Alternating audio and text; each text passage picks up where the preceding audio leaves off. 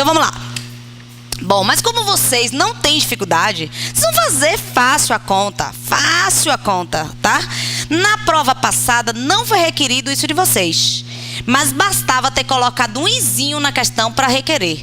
Então nada impede que, se essa próxima banca quiser uma prova um pouco mais difícil, ela vai colocar, tá? E vocês vão saber fazer, que é melhor que seja mais difícil do que seja mais fácil. Bom, nós tínhamos a figura da aposentadoria do professor.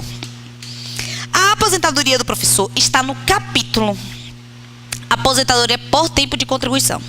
Houve uma discussão que já foi julgada no Supremo, de que a aposentadoria do professor não é uma aposentadoria especial. Então, não vamos confundir. A aposentadoria do professor é uma aposentadoria por tempo de contribuição. Só que ela é um tempo de contribuição menor. Mas ela não é uma aposentadoria especial. Ela é uma aposentadoria por tempo de contribuição, com uma diminuição desse tempo como requisito. Apenas isso, tá? Então, isso é... e por que isso é importante? Isso é importante porque o tempo especial vale mais do que o tempo comum. O tempo especial permite conversão. O professor não. O professor só se aposenta com o cumprimento total do tempo como professor. Ele não pode pegar 15 anos de professor, transformar num tempo maior para somar com outras atividades que ele exerceu. Ou ele cumpre o tempo todo de professor, ele não se aposenta como professor, ele vai se aposentar comum.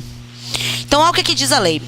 O professor que, até a data da publicação dessa emenda, na verdade, aqui ainda está falando da aposentadoria proporcional, me perdoem, do professor, tá? Mas logo depois daqui a gente já vai para o professor propriamente dito, que já é a aposentadoria proporcional do professor. O professor que, até a data da publicação dessa emenda, tem exercido a atividade de magistério e que opte por aposentar na forma disposta no caput, terá o tempo de serviço exercido até a publicação dessa emenda contado com um acréscimo de 17% se homem e de 20% se mulher, desde que se aposente exclusivamente com tempo de efetivo exercício na atividade de magistério. Porque podia se aposentar proporcionalmente também como professor, que não se pode mais. Tá? Então, como não se pode mais, se permitiu apenas para os segurados que já faziam parte do regime geral se aposentar proporcionalmente. E aí, como é que calculava, então? Vamos imaginar que você tinha 15 anos de tempo professor. Você transforma esses 15 anos com um acréscimo de 17%, e aí você vai aplicar a proporcional. Então, o professor que, até a data da publicação da emenda, tem exercido a atividade de magistério, só magistério, porque você não pode mesclar atividades, e opte por aposentar-se proporcionalmente, terá o tempo de serviço exercido até a publicação da emenda contado com um acréscimo de 17% se homem e de 20% se mulher, desde que se aposente exclusivamente com tempo de efetivo exercício de magistério. Não é possível a conversão do tempo de professor para tempo comum, apenas anteriormente a 81. Então, o tempo de professor não é tempo especial. Não é tempo que pode contar a mais. A data do início da aposentadoria por tempo de serviço será fixada da mesma forma que a aposentadoria por idade. Essa parte de aposentadoria proporcional do professor nunca caiu, porque já é... A aposentadoria proporcional, para cair, já é uma coisa difícil. Para cair a proporcional do professor é mais improvável ainda, tá? Mas é bom vocês saberem que há possibilidade, desde que você tivesse tempo exclusivo de magistério e fosse filiado antes da emenda. Tá. A data do início da aposentadoria por tempo de contribuição é fixada da mesma forma que a aposentadoria por idade. Qual é a forma, vocês se recordam? Data do desligamento do emprego, 90 dias do requerimento retroage à data do desligamento. Se você pedir após os 90 dias do desligamento, data que você pedir. Para os contribuintes individuais facultativos, é da data sempre de entrada do requerimento. Bom, o que é tempo de serviço? A gente falou muito aqui, tempo de contribuição, tempo de contribuição, tempo de contribuição. O que é tempo de contribuição?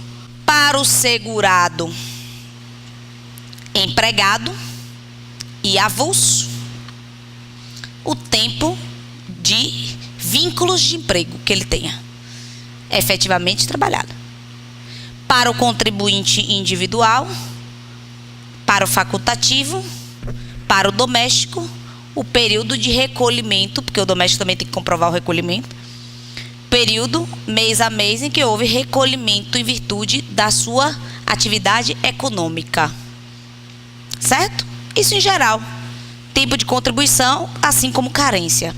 Só que o tempo de contribuição pode ser pago em atraso e a carência não. A carência está dentro do tempo de contribuição. Tudo que é carência é tempo de contribuição, mas nem tudo que é tempo de contribuição é carência.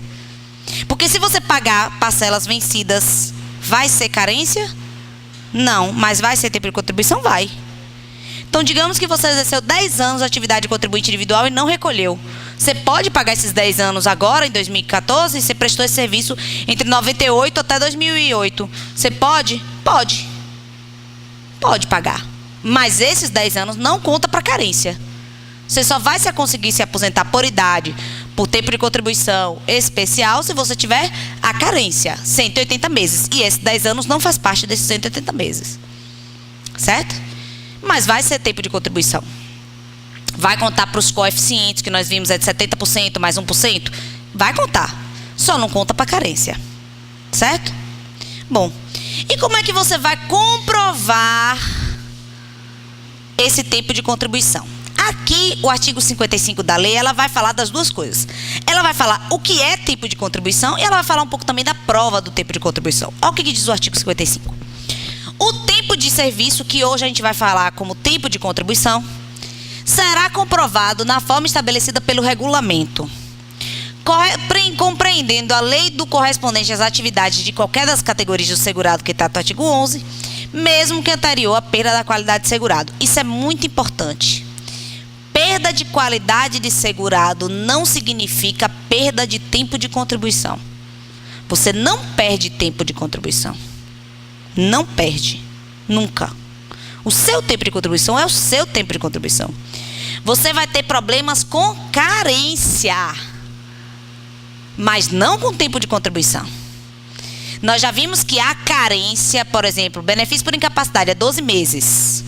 Se você perde qualidade de segurado, você só vai poder utilizar o tempo anterior se você contribuir 1/4 na nova atividade. No caso, são 4 meses. 1/3, perdão.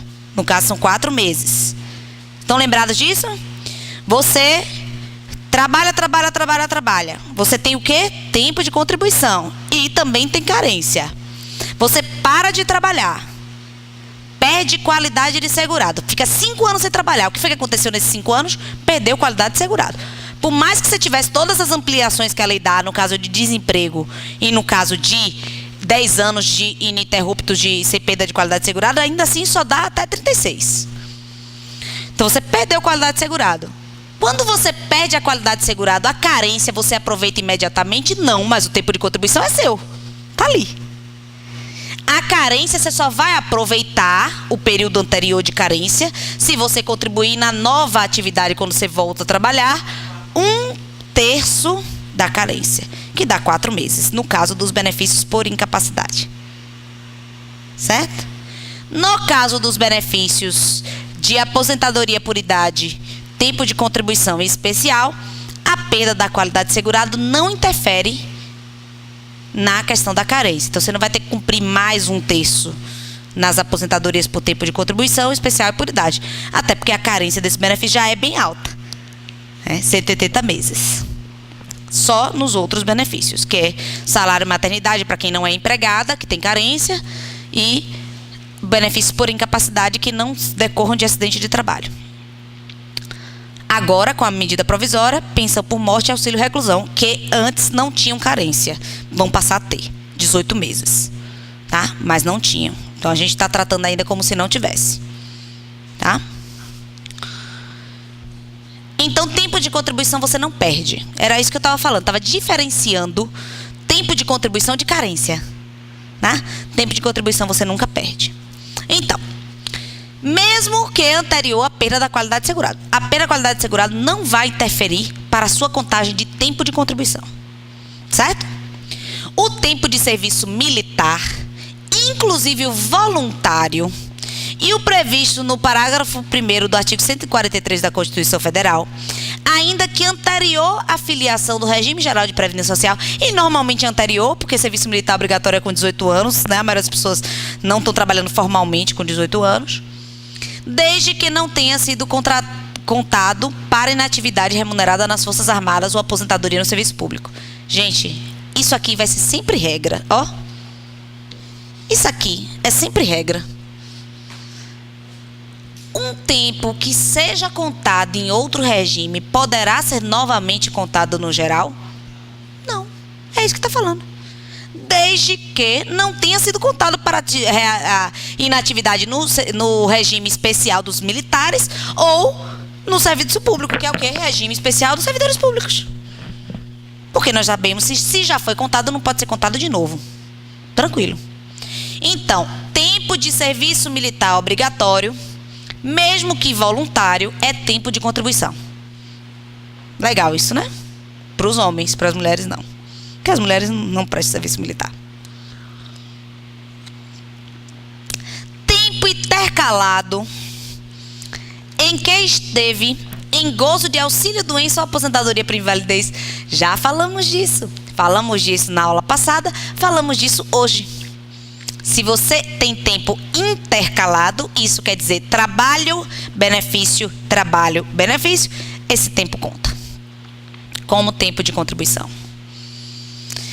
Tempo de contribuição efetuada como segurado facultativo. Se você pagou como segurado facultativo, isso também é tempo de contribuição. Tempo de serviço referente ao exercício de mandato eletivo federal, estadual ou municipal, desde que não tenha sido contado para efeito de aposentadoria por outro regime de previdência social. O exercente de mandato é segurado?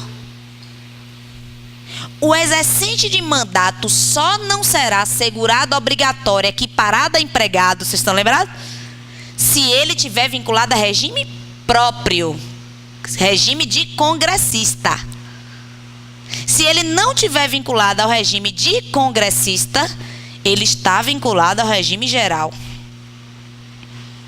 Vereador, eu acredito que não tenha nenhum regime de vereador no Brasil, que seja instituído o regime de congressista-vereador. Tá? Então, todos os vereadores, a princípio, estão vinculados ao regime geral. Então, é tempo de contribuição, o tempo de exercício de mandato. Tempo de contribuição efetuado por segurado depois de ter deixado de exercer a atividade remunerada que o enquadrava no artigo 11 dessa lei, que é basicamente um segurado facultativo, né? Você contribuiu depois de exercer a atividade remunerada que encontrava no artigo 11. O que é o artigo 11? Segurados obrigatórios. Ser empregado, avulso, contribuinte individual, segurado especial. São os que estão no artigo 11. Tá. Tempo de contribuição efetuado com base no artigo 8 e 9 da Lei 8.162, pelo segurado definido no artigo 11.1 da linha G, sendo tais contribuições computadas para efeito de carência. Isso é aquela hipótese de servidores públicos da União, dos territórios, das autarquias, inclusive em regime especial, e das fundações públicas, que não estejam vinculados ao seu regime de previdência. Que não estejam vinculados ao seu regime de previdência.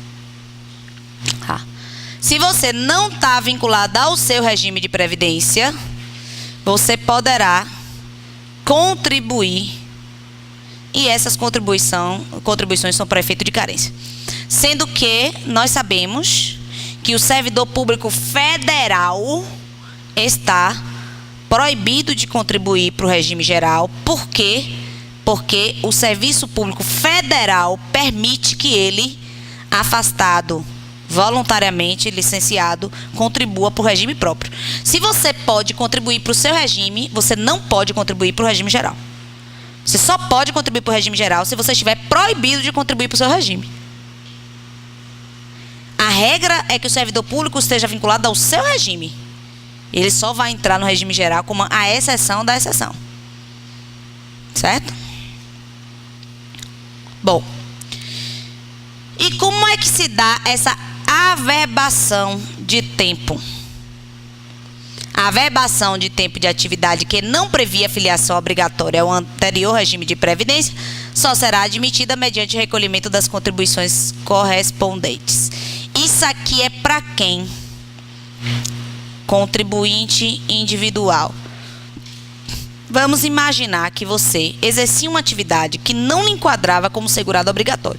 Hoje, bastou exercer a atividade remunerada, já é segurado obrigatório. Se essa atividade for subordinada, pessoal, aqueles requisitos, será empregado. Se for mediante intermediação do órgão gestor de mão de obra, será avulso. Se for autônomo, por conta própria, ou síndico, ou administrador sem vínculo de emprego, aquelas hipóteses todas, será contribuinte individual. Se for em regime de economia familiar, será segurado especial. Concordam? É muito difícil ter uma atividade que não se enquadre em tudo isso. O leque é muito extenso. Mas antigamente existiam diversas atividades que não estavam enquadradas como obrigatórias no regime geral de previdência social. O doméstico, por exemplo, não era categoria obrigatória. Então vocês imaginem como é que acontece nesses casos. Bom, se você exercia uma atividade que não estava prevista no regime anterior, antes de 91, para você ter esse tempo de contribuição averbada, você vai ter que recolher as contribuições em atraso. Porque você não recolheu antes, porque não era obrigatória. Entenderam? Não era obrigatória, você não precisou recolher. Então, se você quiser computar, você vai ter que recolher. Isso se aplica ao segurado especial, às vezes atividade rural? Não se aplica ao segurado especial.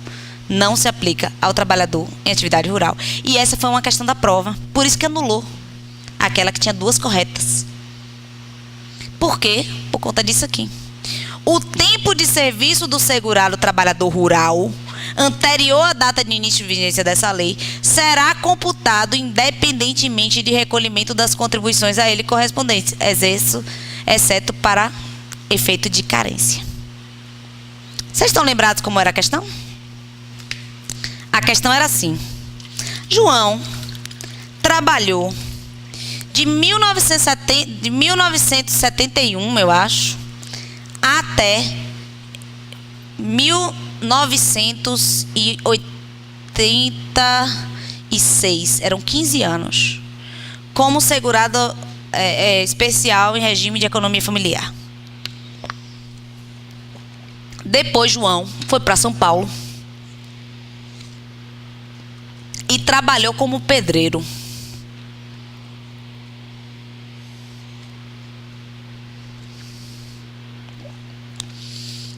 Agora, João completou 65 anos de idade. João terá direito ao... Qual era o problema da questão? O problema da questão é que ele teria direito tanto à aposentadoria por idade como à aposentadoria por tempo de contribuição. O que a questão estava errado? A questão não considerou que o tempo dele como especial contava, independentemente do recolhimento das contribuições. Não contava para carência, ok. Mas ele tinha mais de 15 anos como pedreiro. Ele não precisava dos 15 anos como segurado especial para carência. Mas ele tinha aquele tempo como tempo de contribuição. Então, na hora que você fazia a conta do tempo como segurado especial e do tempo como pedreiro, dava 35 anos. Entenderam?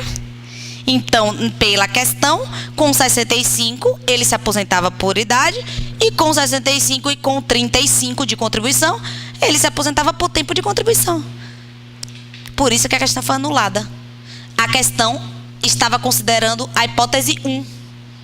Recolhimento anterior, que o segurado também rural não era segurado obrigatório. Não era segurado obrigatório. Se tornou após Constituição Federal e Lei 8.213. Então, quem fez a prova pensou, ó, tempo anterior à Lei 8.213, que não, para quem não era segurado obrigatório e o rural não era segurado obrigatório, só conta se pagar.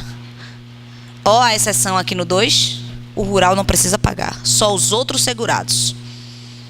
Notadamente o contribuinte individual, que era quem tem um leque maior que podia não fazer parte dos filiados. Entenderam? Então, se você não era filiado obrigatório, sua atividade não estava incluída no leque dos obrigatórios antes da Lei 8.213, só pode computar tempo de contribuição se você pagar. Qual é a única exceção? O rural. Certo?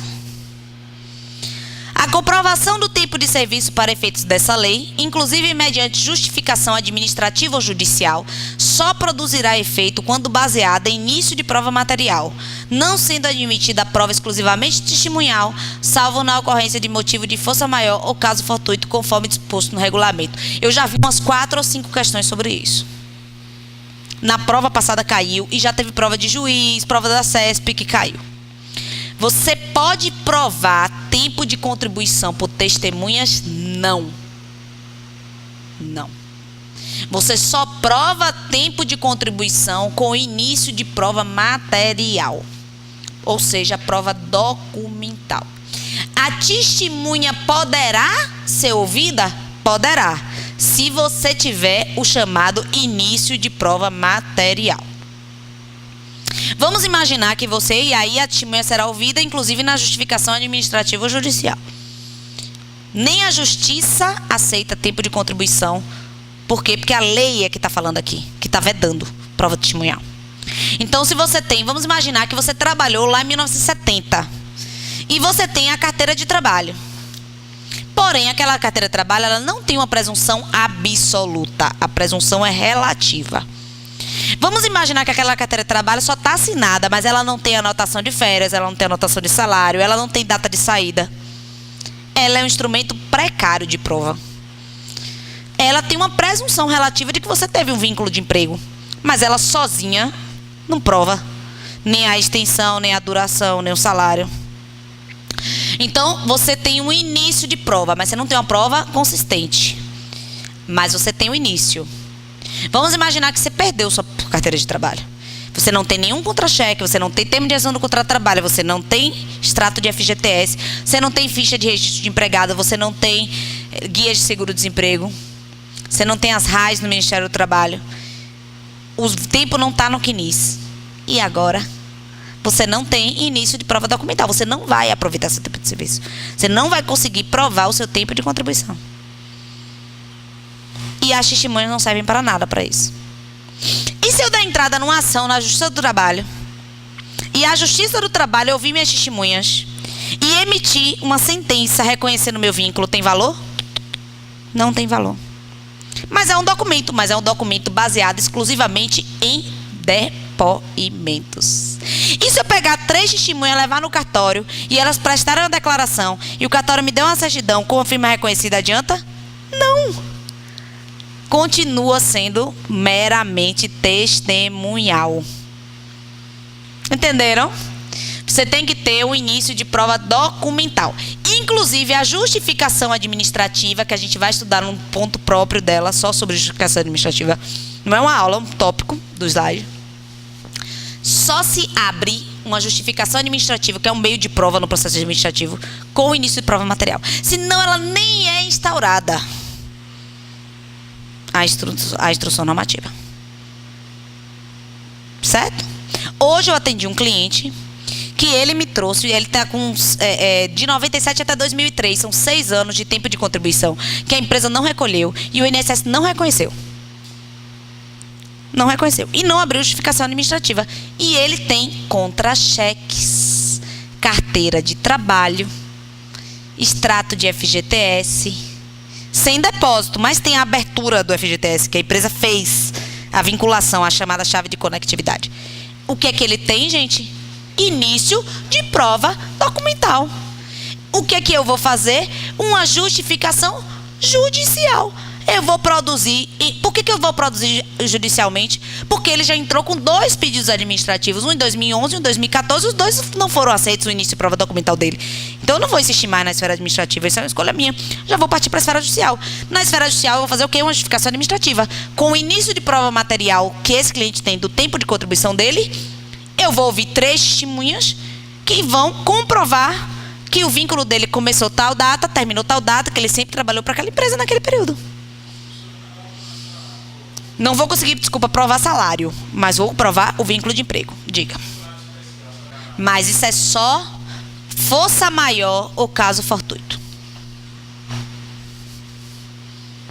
Força maior ou caso fortuito.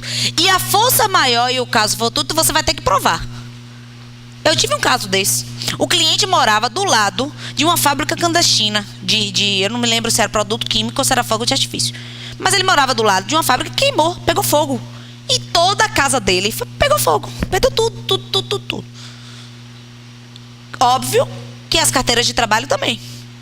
Óbvio que os contra-cheques, toda a documentação que ele tinha, ele foi pedido. Ele comprovou que foi um motivo de força maior ele não ter o início de prova documental. Entendeu? Outro exemplo. A agência da Previdência Social de Santa Catarina pegou fogo. Não, fogo não. Fogo foi o cliente. Alagou. Deu uma chuva lá. Se perderam todos os documentos. Todos. Se perderam todos os processos concessórios. Na época não era digitalizado. Ou seja, muitos documentos que os clientes entregavam originais para instruir seus processos concessórios. E os processos concessórios ainda estavam tramitando. Se perderam. Nesse caso, teve que se aceitar a prova testemunhal. Mas são motivos de força maior ou caso fortuito. Você tem que provar o caso fortuito ou a força maior. Entenderam? Se não, fora essas hipóteses de força maior ou caso fortuito, só com início de prova material. Sem prova material, não prova. Não será computado como tempo de contribuição o período em que o segurado, contribuinte individual ou facultativo, tiver contribuído na forma do parágrafo 2º do artigo 21 da Lei 8.212, de 91, salvo se tiver complementado as contribuições na forma do parágrafo 3º. O que é isso, gente? Eu sei que está falando de artigos e parágrafos e é complicada essa leitura, horrível. Mas vocês vão saber. É simples. Há uma possibilidade de pessoas que querem abrir mão da aposentadoria por tempo de contribuição contribuírem em 11% do salário de contribuição. No caso do salário mínimo. Para elas contribuírem, elas são contribuintes individuais. Para elas contribuírem 11%, elas têm que abrir mão do tempo de contribuição para a aposentadoria por tempo de contribuição. Aquele tempo é computado para fins de carência, mas não é computado para fins de aposentadoria por tempo de contribuição. Da mesma forma, o facultativo. O facultativo pode optar em contribuir 11% e abrir mão da aposentadoria por tempo de contribuição. O percentual básico do contribuinte individual do facultativo é 20%. Então, ele paga 9% a menos. As donas de casa de famílias de baixa renda podem pagar 5% do salário mínimo, mas elas vão estar abrindo mão da aposentadoria por tempo de contribuição. Então, esse tempo também não é contado como tempo de contribuição. Vai ser contado como carência. Então, ela vai ter direito a se aposentar por idade, tranquilo. Mas não vai se aposentar por tempo de contribuição. Da mesma forma, o microempreendedor individual, que também contribui em 5%. Quando ele se aposentar, ele não vai ter direito a se aposentar por tempo de contribuição. Ele só se aposenta por tempo de contribuição se ele complementar as contribuições. Se ele só pagar 5, ele não se aposenta. Aí, no momento que ele pedir a aposentadoria, o INSS vai requerer dele o pagamento. E ele vai ter que pagar, sob pena do benefício ser indeferido. São hipóteses que a lei previu da pessoa pagar menos, mas a lei é expressa. Abre-se mão da aposentadoria por tempo de contribuição. E nesse tempo não é pegadinha do malandro, porque até que se você entrar no site da Receita e botar códigos de pagamento, está escrito lá, abrindo mão da aposentadoria por tempo de contribuição, abrindo mão da aposentadoria. É bem escancarado isso. Você tem direito a todos os outros benefícios, mas a aposentadoria por tempo de contribuição não. Tem direito à aposentadoria por idade, salário maternidade, auxílio doença. Só não vai ter aqueles que os contribuintes individuais não têm, né? Tipo auxílio acidente. Mas aí é porque nenhum contribuinte individual, nem o que paga 20, nem o que paga 11. Né? Mas a diferença entre o que paga 20 e o que paga 11 é a aposentadoria por tempo de contribuição. Tá? Então, esse tempo que você pagou não é computado. Bom. Direito adquirido. O direito adquirido está lá no artigo 122 da Lei 8.213.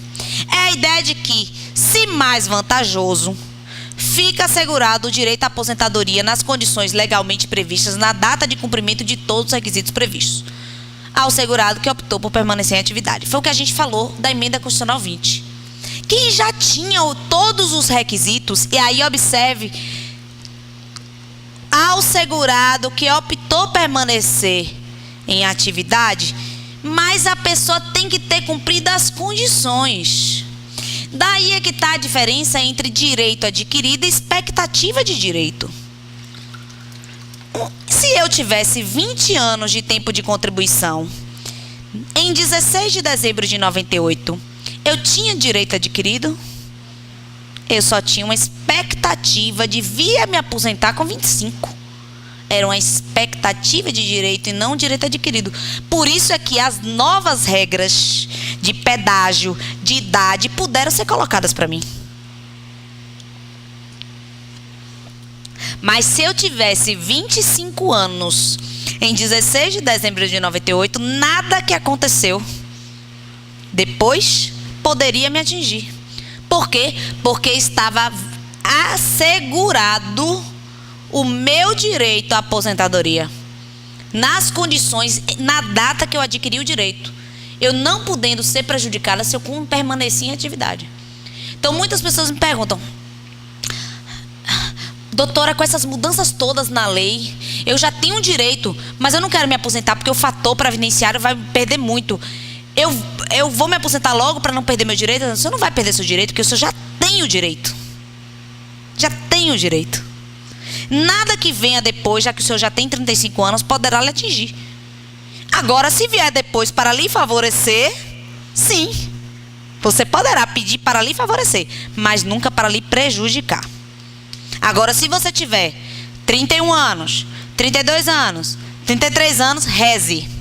Bota o joelho no milho, as mãos para o céu e reze, porque você não tem direito adquirido, você só tem uma expectativa de direito. A não ser que você já tenha cumprido o pedágio e a idade, que aí você poderá ter direito adquirido a proporcional.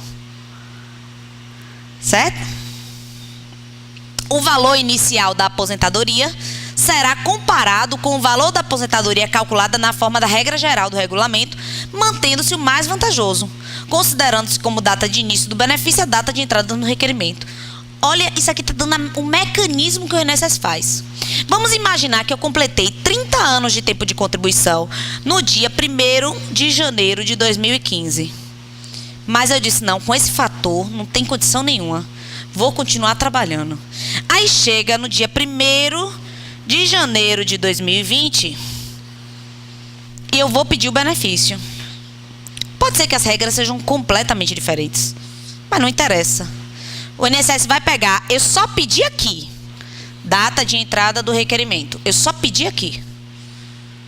Só pedi aqui, tá? Então, conforme a gente estudou sobre aposentadoria por tempo de contribuição, qual vai ser a data de início no meu benefício? Data do afastamento, caso eu tenha pedido antes de 90 dias no meu vínculo de emprego. Vamos imaginar que eu não tive meu vínculo de emprego encerrado. Se eu não tive meu vínculo de emprego encerrado, o início do meu benefício é esse. Mas como é que vai ser o cálculo do meu benefício? Ah, são duas coisas totalmente diferentes. O INSS vai calcular, se eu tivesse me aposentado aqui, quanto é que seria meu benefício? Conforme essas regras. E eu pedindo esse benefício aqui, qual é o valor do meu benefício? Qual é o valor maior? Se for esse valor aqui, o INSS vai me conceder o benefício com esse valor, evolui até essa data aqui, e dessa data para frente começa a me pagar o valor maior. Se ele entender que esse valor é maior, pronto, não aplica nada da regra anterior, só aplica a regra nova. Eu não vou receber os atrasados daqui para cá. Por quê? Porque eu não pedi aqui, eu só pedi aqui. Então não tem parcelas atrasadas para mim. Eu vou receber o benefício daqui para frente. Mas está garantido para mim, se esse valor aqui é melhor, está garantido para mim. Certo?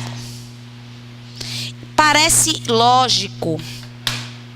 Mas a gente no escritório tem um monte de ação dessa daqui. Principalmente na década de 90. Na verdade, em 89.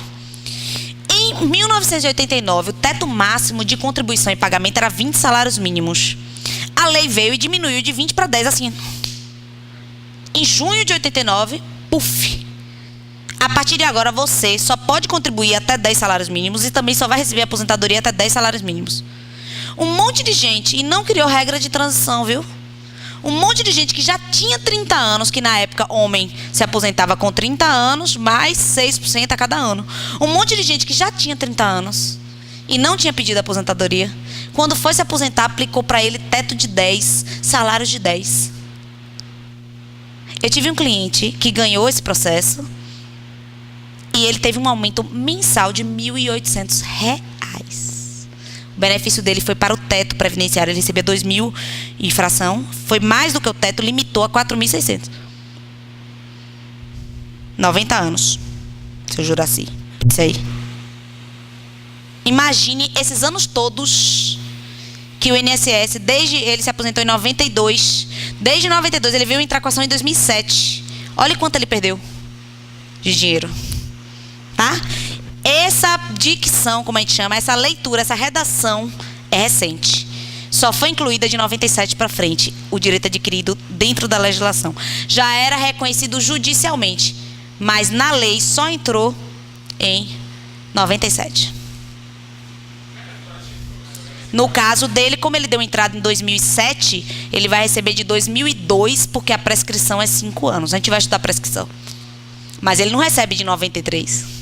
Ele perdeu 10 anos de retroativo. Entendeu? Aí eu só disse a ele, fique vivo.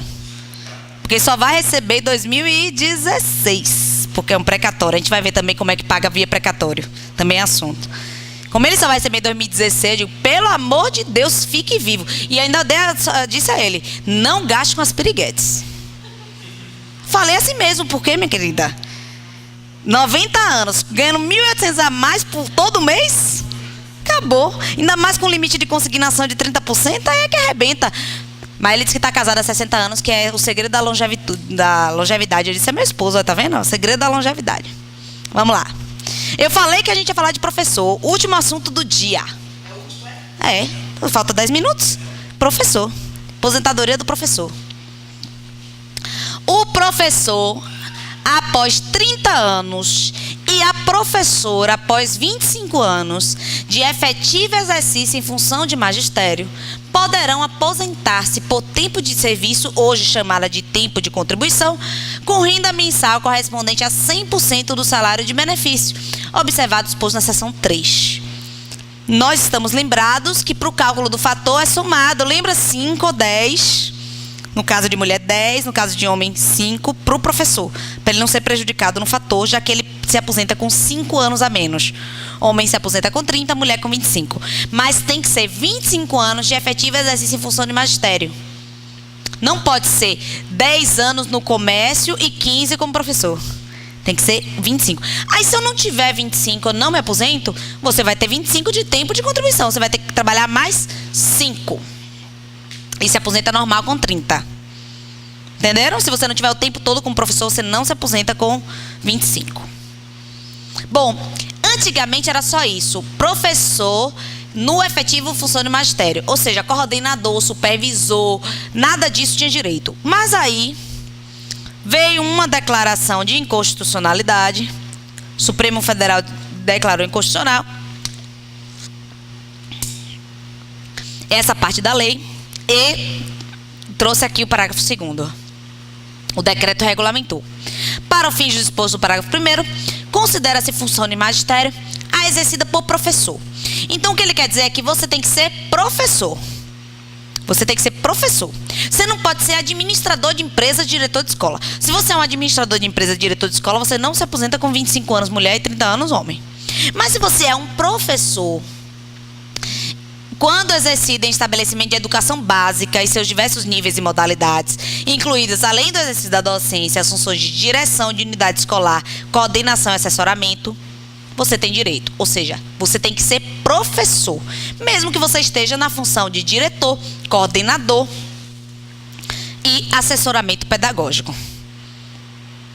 Porque antigamente nenhum professor queria ir para essas funções, porque sabia que ia perder o direito a se aposentar com 25 anos.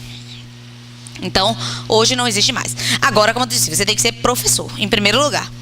E segundo, não entra aqui professor de cursinho, professor de inglês, professor de curso para concurso, professor universitário. É só educação básica. A educação básica é o quê? Nível infantil, médio e segundo grau.